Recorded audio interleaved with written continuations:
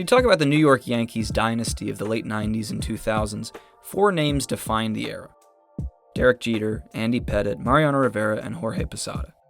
Two of those four names are in Cooperstown. Rivera was the first player in baseball history elected unanimously. Jeter got in on the first ballot with nearly universal support, and when Posada's turn came in 2017, his first and only year on the Hall of Fame ballot, he received 3.8% of the vote. 17 ballots. He was gone before the next year's ballot was printed. From 2000 to 2011, no catcher in Major League Baseball drove in more runs or hit more home runs than Jorge Posada. But the Hall of Fame couldn't find room for him. So let's make some.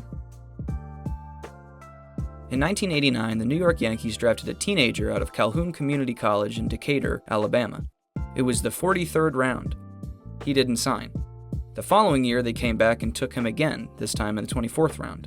They gave him roughly $30,000 and a spot in the low minors. His name was Jorge Posada, and the Yankees didn't draft him as a catcher. They drafted him as an infielder. Born in Santurce, Puerto Rico, Posada had starred at shortstop at Colegio Alejandrino before heading to Alabama on a baseball scholarship. He played second base his first professional season with the Oneonta Yankees in the Class A short-season New York Penn League, hitting .235 in 71 games. After that, the Yankees made a call. He lacked the speed to stay on the infield, and they were moving him behind the plate. Posada resisted at first. He'd never trained as a catcher, but he agreed anyway. He spent the next several years in the minors rebuilding himself from scratch, learning footwork, blocking mechanics, how to call a game, how to manage a pitching staff, and he was an infielder turned into a cornerstone. And it all started in the dark of the low minors with a player nobody expected. Posada made his major league debut on September 4th, 1995 against the Seattle Mariners. In 1996, while Joe Girardi handled most of the catching duties, the Yankees beat the Atlanta Braves in 6 games, and Posada had his first ring. By 1998, he was the primary starter, sharing time with Girardi on a Yankees team that won 114 regular season games and swept through the World Series. The dynasty ran 3 straight years, 98, 99, and 2000. Posada was in pinstripes for all of it, and when Girardi departed after 1999, the job was fully his. He was 28 years old. He'd waited a long time, and he made it count. From 2000 to 2003, Posada was the best offensive catcher in the American League. He won 4 consecutive Silver Slugger awards and made 4 straight All-Star teams. In 2001, he hit .277 with 22 home runs and 95 RBIs.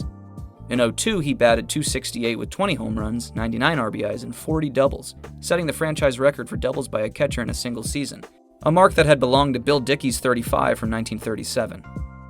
Across that entire 4-year stretch, he totaled 98 home runs and 364 RBIs, the most by any catcher in the game in that span. And the only catcher in baseball who hit more home runs during those 4 years was Mike Piazza. Then came 2003, his best season. He slashed .281, .405, .518, hit 30 home runs, drove in 101, and posted a .144 OPS+. He became only the second Yankee catcher after Yogi Berra to hit 30 home runs in a season. He finished third in the American League MVP voting behind Alex Rodriguez and Carlos Delgado. For a catcher in the American League, that is a remarkable season. But here's what most people never mention about what was happening in Posada's life behind all those numbers. Just as he was settling into the full-time role, he and his wife Laura received news that would take a lot of attention away from baseball. Their son was diagnosed with craniosynostosis, a condition in which the skull's bones fuse prematurely, impeding the growth of the brain, requiring multiple surgeries and a kind of fear that doesn't stop for a baseball season. In September of 2001, right in the middle of a playoff push, Posada got into an argument with an umpire over balls and strikes and was suspended for 6 games. When he explained to the league that his son had been in the hospital and he'd been playing in a complete daze, the suspension was reduced to 5. He never stopped showing up. He never asked out of the lineup. In 2002, he and Laura established the Jorge Posada Foundation to fund research into craniosynostosis and provide support for other families going through the same ordeal. Posada kept grinding through the postseason years, the 2001 World Series heartbreaker against Arizona, the 2002 ALDS exit against Anaheim, the 2003 Fall Classic loss to Florida, and he kept showing up the following spring. Then in 2009, at 38 years old, Posada was still behind the plate in the Bronx when the Yankees beat the Phillies in 6 games for their 27th championship. He holds the all-time record for most postseason games played as a catcher with 119. But between those 2 championship runs, there was one more Posada season worth stopping on. By the mid-2000s, the grind behind the plate was catching up with him. His shoulder and knee were wearing down, production had dipped from his peak, and by the time the 2007 season started, plenty of people around the game were quietly wondering when the end would come, especially since he was 36 years old.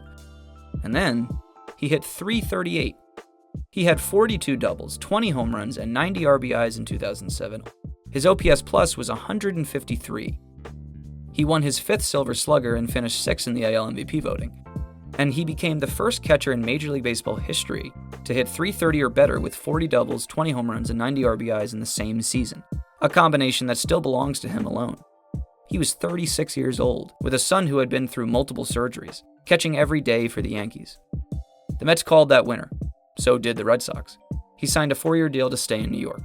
He finished the final chapter of his career in pinstripes and retired after the 2011 season. The Yankees retired his number 20 and inducted him into Monument Park in 2015. His career line? 273, 374, 474, 275 home runs, 1,065 RBIs, 42.7 career WAR, and his career OPS ranks 3rd all-time among American League catchers. And then 2017.